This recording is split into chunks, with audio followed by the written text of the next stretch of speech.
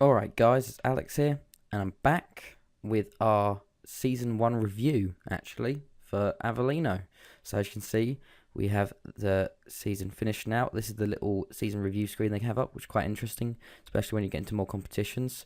As you can see, the winners are Serie B, and we lost in the third qualifying round to Verona. It shows matches of the season, moment to forget, our average attendance, how many players we used, and our league position throughout the year. So first matter of business was the fact that we had 3 games to go. We had games versus Calgary, Novara, and Lanciano. Our first game was against Calgary away, who are actually quite high up in the league table. So we actually got a 1-0 win here, especially after winning the league. I thought we'd probably lose this one, but up steps Insigne again to get a 72nd minute winner off a corner straight away, just a header from a corner to give us the win there. As I change the TV now. But yeah, he did really, really well with that. After that, we had Novara at home. This is where we sort of slipped up a little bit. They took the lead early on through Farago in the 22nd minute. Not very exciting game, to be honest. Nothing really happened in this game. Just threw a header, blocked, and then he falls basically to him, puts it in the back of the net. But Gavazzi, 61st minute, was able to equalise for us, which is quite good. Marangolo playing. I played a bit of the youngsters as well in these games. And Gavazzi getting us the goal there with his 6th goal of the season. So that was good. And then our last game of the season was a nice little win to end up the season at Lanciano. 3-0 win. 2 goals for Trotter and 1 for Insigne. So we'll take you through those goals here. First goal through Trotter. Visconti is going to put the ball into the box, and Trotter with a good finish there to take us up 1-0 within 5 minutes. Get us off to a good start on his 10th goal of the season. 59th minute, from a corner again, Mavre Insigne, his specialty position right at the top of the box, and puts it in for his 9th goal of the season. And then finally, in the 87th minute, to round off our amazing season in the Serie B, was Trotter here. Chiosa puts it out to Visconti. Big cross into the box, and Trotter.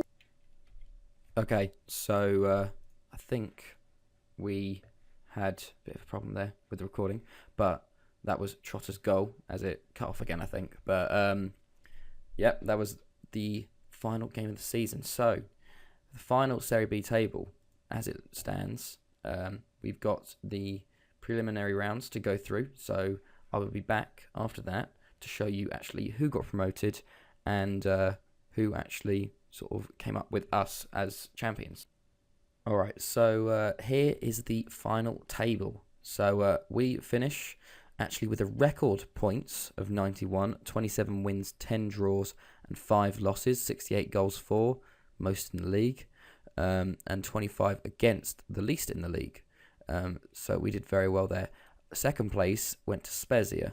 This was a really, really close, actually, promotion race. Spezia finished on 77 points, Livorno on 76, Calgary on 76, Perugia on 73. It actually came down to the last game of the season. So if we look here, this is the last game of the season. Spezia won, Livorno and Perugia actually drew, and Cesena drew as well. So actually, I think it was basically Spezia overtook Livorno and Calgary, and Perugia, well, not Perugia, but they overtook them to win promotion, automatic promotion, and the rest had to settle for the playoffs. Getting relegated, it was Vertentella, Crotone, Brescia, and the Trapani who won the playoff versus Trinana. But we'll show you the playoffs. There's a playoff preliminary. Lanciano beat Perugia and Cesena beat Proficelli. Semi-final, after 2 legs, Lanciano actually beat Livorno, who finished 3rd, which was quite surprising, 2-1 on aggregate. And Cesena won on penalties after a 3-3 aggregate draw over Calgary.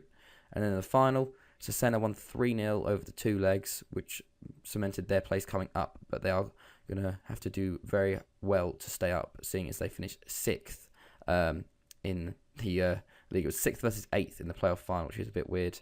But yeah, that is the league table. I'll show you some of the stats for team-wise, I guess. Actually, most goals, I guess, was... Oh, that's a bit odd. Most goals was Cesena with 75. Our sort of best ones were most crosses completed Most fouls made with 794. Most clean sheets and least conceded, so he did well in that sense. And then player overview. And if you look, we have most tackles per match was D'Angelo. Most clean sheets and least conceded was Pierre Cross. And then up with average rating was our right back and left back, Nika and Visconti. And then obviously games won there. But yeah, so now we have the awards. So I'll take you to that now. So first off, we're going to start with our own awards for Avellino. First up is top goal scorer for the team. And I think probably most of you know it already. It is Marcelo Trotta. He definitely took his mantle as top goal scorer on the last day of the season with those 2 goals to take him to 11 goals in 31 games. We never really had that main... He wasn't really our main striker in a way, because we did have Tavano and Makulu sort of coming in and out of the team because they wanted first team football, and Castaldo coming back. So he never really got a really good run at it, even though he did have 31 games. He had a lot of sub appearances. So yeah, he did well to get 11 goals there. After that, we have the most assists. And it used to be Insigne at the start of the season, but actually by the end of the season, it was David Gavazzi. He played 32 games, got 12 assists from that attacking mid-right position. He did very well towards the end of the season. It also got a few goals for him, which was quite good. So next up, I sort of added one in. It's not really on the sort of awards page, but I wanted to do our signing of the season, because we made quite a few.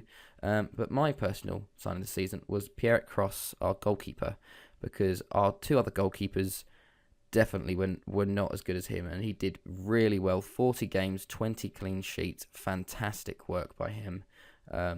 Really good. I'm surprised if he will get the sort of best goalkeeper award.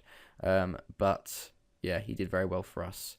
And now we go on to a little thing that they've added in. I'll show you how it looks after this, but this is the fans' goal of the season, and it went to Boza Jean Armel Drole for this goal versus Como.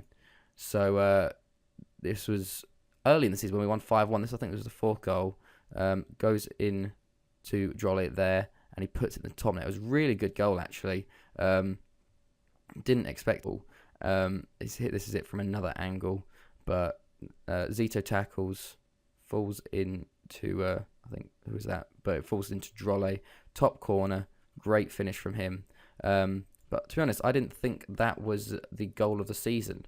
I thought it was actually from Gavazzi, from our game versus Brescia, who I tried a live com, but it failed. So that was not the best idea. That wasn't the best for us. But this is the sort of goal in question. So a lot of one-touch passing in this. I think it's Drolle who puts it into Insigne, who puts it into Gavazzi. One touch finish, which is pretty ridiculous. Here's it, and again, all the way over. One touch, back of the net, top corner. Great goal from him. So those are that through. Our young player of the season, actually, came to be Konstantin Nika, our right back, who's on loan from Atalanta. Surprising, to be honest, because he didn't do very much. He was very anonymous in games. He played 29 games, 3 assists, but he did have the highest average rating in the league with a 7.62 rating, which I can only assume is why he's got this award, and like in that sense, which is a bit odd. So yeah, that's a bit odd. Next up, we've got Fans Player of the Year. Coming in 3rd place was David Gavazzi with 8%. 2nd place was Pietro Visconti, our left back, with 12%. He also had quite a high average rating. And then 1st place with 76% was Konstantin Nika. So I'm guessing it just goes off average rating, because there's a lot of better players who got more goals and assists but didn't get as high as average rating. So I guess it just goes off that. The other 4% were just sort of voting for other people, so I guess that's where it comes from. And that sort of led me to create the next one, which is Manager's Player of the Season, which is what I think the player who did the best out of everyone. And that is actually Roberto Insigne, who on loan from Napoli at the moment. I didn't think he was going to be that good. He didn't have the best rating at the start of the season, but he's done so well this year. Really come into it. 35 games, 9 goals, 11 assists. He's done really, really well. He stepped up so many times, got us like the first goal in a game where we needed to break the deadlock, or got us the winner. So many goals from corners, to be honest. He did so well. So really hoping to bring him for next season, but we'll see what happens with that. So that is the Avellino Awards. Now we go on to the Serie B Awards. So all of our players might like all of these awards. Some of them won't be our player, but yeah. So first off, top goal scorer, Daniel Vantagiato, maybe. I'm not good at Italian. For Livorno, 39 games, 26 goals. That's why they finished third, I think, because of him. He played very well, but fortunately they lost in the playoffs, so he didn't get promoted. Team of the year, we actually had 4 players in. We had Chiosa at centre back, Nika at right back, Harrison Reed, a defensive mid, who played very well this year actually, very anonymous, got a few goals for us, and Insigne at centre mid, and then you can see the rest of the players in there. Serie B also do awards for best goalkeeper, defender, midfielder, and attacker this year.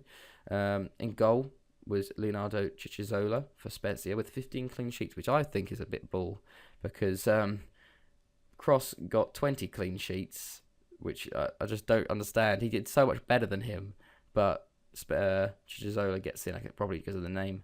Defender was actually Nika, which I can only assume is off average rating. Centre mid was off of, or midfielder was off of Insigne, which is quite good. And then attacker was off Pablo Granoche of Medina with 22 goals, which is a bit odd seeing as the top goal scorer was Vantagiato. Oh, changed the name there. But I guess he did better on average rating and assists. So that's that. And then young player of the year was Accurcio Bentavegna of Como, 19-year-old. I think he did quite well. 25 games, 5 goals, 10 assists. Not bad for a little 19-year-old, even though Insigne was nearly as young and did quite as well. I'm not bitter at all. And that is because of the player of the year. Player of the year, who, after what I'd seen so far, I thought would be Nika, was actually David Gavazzi. 32 games, 6 goals, 12 assists, all-round very good player, starting attacking mid-right, pushed out anyone that sort of tried to oppose him in that position, did a very, very good this year. That takes us on to our last award, which is Manager of the Year. And as you might have guessed, the Manager of the Year is me. Yeah, 63% win, 66 goals scored for our team, and 25 conceded, I think. So, did very well for our first season, seeing as we predicted 12th and we finished top by a long way, actually. But that is the awards. So now I'll show you sort of FM's sort of showing of it and how it's changed and all that. So we are back on sort of the FM screen for this, and you can see that I've shown before the season review. Here is the end of season award screen, which has changed quite a bit. I quite like it, to be honest. It shows you our Bands Player of the Year, Nika obviously winning it. The goal of the season, you can actually watch it from this point of view. So if you click that, you can actually go watch it, which is pretty cool. Signing of the season, I don't understand why Nacho Lopez was signing of the season for 34k when he only played 9 games. I just don't understand that. And then young player of the season, Constantine Nika. Then it shows you the stats. So you got top goal scorer Trotter, average rating Nika, assists, pass completion, Marini with 84. Player of the matches, most yellow cards of Chiosa and most red cards with Prestia.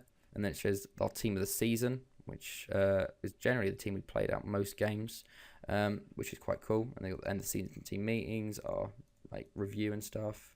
Assistant manager, Strucades, sort of training summary. It's all changed quite a bit, so it looks quite good. But yeah, then I think if we show you this full squad. Now most of them are left, but we have to make a lot of changes for next year because we have a lot of loan players in, and we have to try and get people back or bring in new things because we're definitely going to have to change things up. But as you can see here, we had some players that weren't really mentioned, and Antonio Aziz had a very good year, 8 goals, 6 assists, very good in that left mid role. Castalla did well when he came back, 6 goals in 11 games with 2 assists. Tefano also did well at the start of the season, but sort of rode it out and didn't really do that well. But yeah, obviously the sort of top players were Reed, Insigne, Trotter, Nika, Gavazzi, and the rest of the like. But yeah, if I show you the Serie B, I can show you sort of the player overview, sort of player detailed, team detailed, because it shows you all of the stats overall. So we had the most penalties, all the headers one is quite good. You can go through each one, but look at this: red cards. We had joint most with Spezia with 10 red cards each, and it's 111 red cards for a season. I think that's insane. Is that insane? I haven't looked at it yet. I'll have to sort of look at that and be like, is that a normal number for a game, for a season, having 111 red cards in 46 game season with 10 teams? So 460 games, 111. That's a red card every 4 games. I don't know if that's probably right. Not if that's probably right, but like that's too much. And then there's yellow cards. Spezia had the most, then us with 133. So obviously we were the hard-hitting teams, but a lot of cards going out overall. But there's loads of stuff you can look at, sort of average attendance, stadium sellouts, finances and salary. We did very well, seeing as we only had a salary of 18. We're 18th in the league, only 3.74. When teams like Barry spend 7.5. But we're going to be seeing how that goes into Serie A. So I'll be back next time for sort of the start of season preview to go through our transfers, and we'll play our first Serie A game. Obviously, there's going to be a lot of change, but I hope you guys enjoyed this. It's been Alex, and I'll see you guys later.